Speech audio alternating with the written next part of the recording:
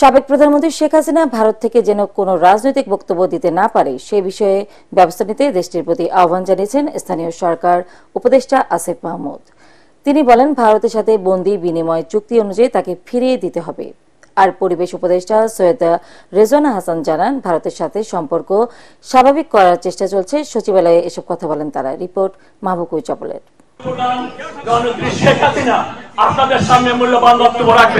গত ৫ আগস্ট ভারতে পালিয়ে যাবার পর অন্তরালেই ছিলেন সাবেক প্রধানমন্ত্রী শেখ হাসিনা। সম্প্রতি যুক্তরাষ্ট্র ও যুক্তরাজ্য আওয়ামী লীগ নেতাকর্মীদের সাথে ভার্চুয়ালি যুক্ত হয়ে অডিও বার্তা পাঠান তিনি। নিজেই একটা মাস্টারমাইন্ড খুনি, এই অন্ধকার কেটে যাবে, নতুন সূর্য উদিত হবে। বিষয়টি ভালোভাবে নিচ্ছে না অন্তর্বর্তী সরকার। শেখ হাসিনা যাতে কোনো মাধ্যমে যুক্ত হয়ে বক্তব্য দিতে না পারে সে বিষয়ে ব্যবস্থা নেওয়ার আহ্বান জানান স্থানীয় সরকার উপদেষ্টা আসিফ মাহমুদ। একজন গণহত্যাকারী ফ্যাসিস্ট, যার আসলে এই মুহূর্তে বিচার হওয়ার কথা, যার এখন কারান্তরীণ থাকার কথা, তিনি ভারতে অবস্থান করছেন এবং সেখান থেকে বিভিন্ন কর্মসূচি, বিভিন্ন বক্তব্য, বিদ্বেষমূলক বক্তব্য তিনি দিয়ে যাচ্ছেন। আমরা আশা করি যে ধরনের কোনো বিদ্বেষমূলক বক্তব্য প্রচারে ভারত তাকে বাধা দেবে এবং যথাসময়ে বাংলাদেশের সাথে ভারতের যে বন্দি বিনিময় ট্রিটি আছে সেই ট্রিটি অনুযায়ী তাকে বাংলাদেশে ফেরত দেওয়া হবে। দুদেশের সম্পর্ক খারাপ করতে ভারতের সংবাদ মাধ্যম উস্কানিমূলক বক্তব্য দিচ্ছে বলেও অভিযোগ করেন তিনি। ভারতীয় গণমাধ্যমের যে অবস্থান বা যে কার্যক্রম সেটাও এই পরিস্থিতিকে উস্কে দেওয়ার জন্য অনেকটাই আসলে দায়ী আমি বলবো। এবং ইভেন আমার ব্যাপারেও সেখানে বিভিন্ন ধরনের প্রোপাগান্ডা করা হয়েছে এবং বাংলাদেশের জনগণের ব্যাপারে বিভিন্ন ধরনের প্রোপাগান্ডা সেখানে হয়েছে। দুদেশের সম্পর্কের কিছুটা টানাপোড়েনের মধ্যেই বাংলাদেশ সফরে আসেন ভারতের পররাষ্ট্র সচিব বিক্রম মিস্ত্রি।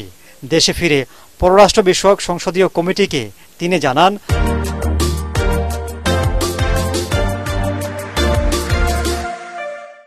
ভারতে বসে শেখ হাসিনা ডক্টর ইউনূস সরকারের যে সমালোচনা করছে তাতে এক ধরনের অস্বস্তি তৈরি হয়েছে, যাতে সরকারের কোনো হাত নেই। বাংলাদেশের কোনো দল নয়, জনগণের সাথে সম্পর্ক রাখতে চায় ভারত। পরিবেশ উপদেষ্টাও জানান, প্রতিবেশী দেশের সাথে সম্পর্ক নষ্ট করতে চায় না বর্তমান সরকার। ভারতের মতন একটা বড় প্রতিবেশী দেশের সাথে ভারতও চাইবে সম্পর্ক স্বাভাবিক হোক, আমরাও চাইব সম্পর্ক স্বাভাবিক হোক। আমরা চাইব যে কোনো দল বা কোনো ব্যক্তি কেন্দ্রিক সম্পর্ক কোনো প্রতিবেশীর সাথে আমাদের না হোক। সম্পর্ক হবে ভারতের জনগণের সাথে বাংলাদেশের জনগণের। সরকারগুলো সেখানে সহায়ক ভূমিকা পালন করবে। তিনি জানান, বাংলাদেশেও ভারত বিরোধী কর্মকাণ্ডে কোনো সমর্থন দিচ্ছে না অন্তর্বর্তী সরকার। তাদের মতামত জানাতেই পারে। মাহবুব কবির চপল, এটিএন বাংলা, ঢাকা। একজন শাসকের গুম, খুন, অপহরণের অভিযোগগুলো সুষ্ঠু তদন্ত এবং বিচারের মাধ্যমে দায় মুক্তি চায় র্যাব। রাজধানীর কারওয়ান বাজারে সংবাদ সম্মেলনে অতীতে র্যাবের নেতিবাচক কর্মকাণ্ডের জন্য দেশবাসীর কাছে ক্ষমা চান বাহিনীর মহাপরিচালক AKM শহীদুর রহমান। কারণ নির্দেশে আর কখনো গুম খুনে জড়াবে না বলেও প্রতিশ্রুতি দেন র্যাব ডিজি। র্যাব বিলুপ্তির বিষয়ে সরকারের সিদ্ধান্তই চূড়ান্ত বলে জানান তিনি। মনির হোসেন তপু রিপোর্ট। যারা র্যাব কর্তৃক হত্যাকাণ্ডের শিকার হয়েছেন তাদের পরিবারের কাছে আমরা দুঃখ প্রকাশ করি এবং ক্ষমা প্রার্থনা করি। সংবাদ সম্মেলনের শুরুতেই র্যাবের বিরুদ্ধে গুম, খুন, অপহরণ সহ নির্যাতনের বিষয়ে ভুক্তভোগীদের কাছে ক্ষমা চান বাহিনীর মহাপরিচালক AKM শহীদুর রহমান। র্যাবের আয়নাঘর ছিল স্বীকার করে তিনি বলেন, তদন্তের জন্য এগুলো সংরক্ষণ করা হয়েছে। সুষ্ঠু নিরপেক্ষ তদন্তের মাধ্যমে আমাদের বিরুদ্ধে যে অভিযোগ আছে তার সুষ্ঠু তদন্ত হবে এবং এর বিচার হবে এবং এইভাবেই আমাদের দায় মুক্তি সম্ভব। র্যাবে যে আয়নাঘরের যে বিষয়টা এসেছে সেটা আপনার এটা তো ছিল, আছে এবং কমিশন আমাদেরকে নির্দেশ দিয়েছেন যে যা অবস্থায় আছে ওই অবস্থায় রাখার জন্য। কোথাও এখন কোনো রকম যেন কোনো পরিবর্তন না করা হয়। অ্যাকর্ডিংলি আমরা ঠিক ওইভাবেই রেখেছি যা যেভাবে ছিল অতীতে। দেশের আইন শৃঙ্খলা পরিস্থিতি কিছুটা উন্নতি হয়েছে, তবে জনগণের প্রত্যাশা অনুযায়ী হয়নি বলে স্বীকার করেন র্যাব মহাপরিচালক। জুলাই আগস্টে ছাত্র জনতার উপর হেলিকপ্টার থেকে র্যাব গুলি করেছে কিনা তা অনুসন্ধানের মাধ্যমে বের হয়ে আসবে বলেও জানান তিনি। ভিডিও ফুটেজ দেখে আপনার একজনকে আপনারা দেখেছেন যে 2 হাতে 2টা পিস্তল নিয়ে যে গুলি করতেছিল পাবনায়, তাকে গ্রেফতার করেছি। যাত্রাবাড়ি এলাকায় লিটন নামে একজন ছিলেন, তাকেও আমরা গ্রেপ্তার করেছি এবং এই পর্যন্ত সর্বমোট 30 জনকে আমরা গ্রেপ্তার করেছি। আমি যতদিন এই দায়িত্ব পালন করব বা আমার অফিসার যারা আছেন, র্যাব কখনো কারো নির্দেশে ভবিষ্যতে এই ধরনের অপরাধ যে গুম করা, খুন করা, এটা হলো ফৌজদারি অপরাধ, এই অপরাধে কখনোই আর জড়িত হবে না, এই নিশ্চয়তা আমরা দিচ্ছি। র্যাবের জন্য পৃথক আইনের বিষয়ে প্রস্তাব রাখা হবে বলেও জানান তিনি। র্যাবের জন্য যাতে একটি আইন প্রণয়ন করা যায়, র্যাবের কোনো আপনার নির্দিষ্ট আইন নেই, আর্ম পুলিশ ব্যাটালিয়ন আইন সংশোধন করে র্যাব বাহিনী গঠন করা হয়েছে। গেল 4 মাসে বিভিন্ন ঘটনায় ডাকাতি, ছিনতাই, চাঁদাবাজির সাথে সম্পৃক্ততা পাওয়ায় 16 জন র্যাব সদস্যের বিরুদ্ধে ব্যবস্থা নেওয়া হয়েছে। মনির হোসেন তপু, এটিএন বাংলা, ঢাকা।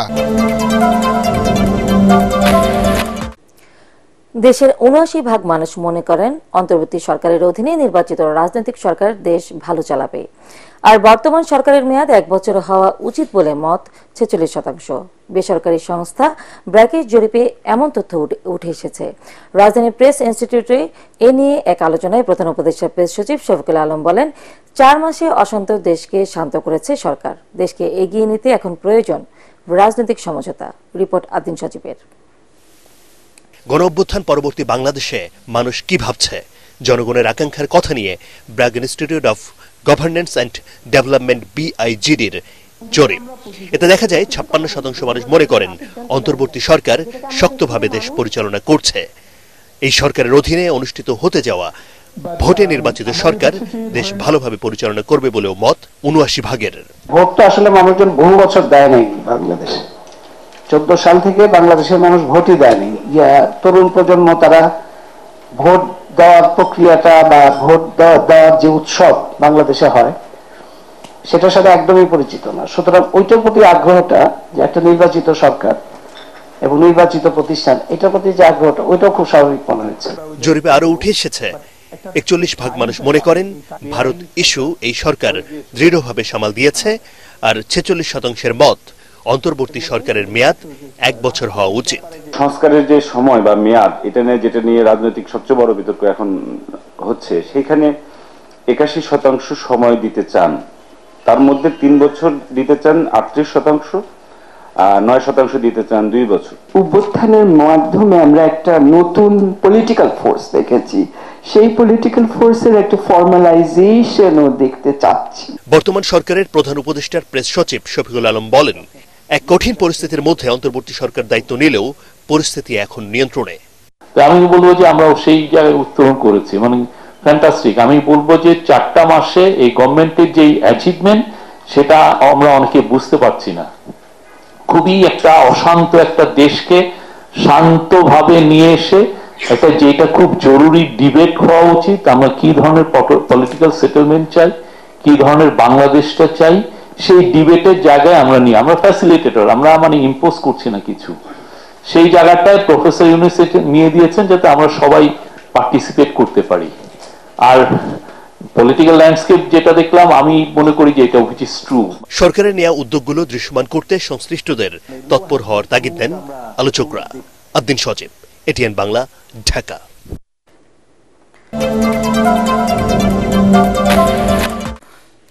আগামী 10 এপ্রিল শুরু হচ্ছে 2025 সালের এসএসসি ও সমমানের পরীক্ষা। প্রথম দিনে সকাল 10টা থেকে দুপুর 1টা পর্যন্ত বাংলা প্রথম পত্রের পরীক্ষা অনুষ্ঠিত হবে। আন্তঃশিক্ষা বোর্ড পরীক্ষা নিয়ন্ত্রক কমিটির আহ্বায়ক এবং ঢাকা মাধ্যমিক ও উচ্চ মাধ্যমিক শিক্ষা বোর্ডের পরীক্ষা নিয়ন্ত্রক অধ্যাপক আবুল বাশারের সই করা এই সময়সূচি প্রকাশিত হয়েছে। এতে বলা হয়েছে, এবছরের এসএসসি ও সমমানের পরীক্ষা পূর্ণমান ও পূর্ণ সময়ে অনুষ্ঠিত হবে। পরীক্ষা চলবে 8 মে পর্যন্ত।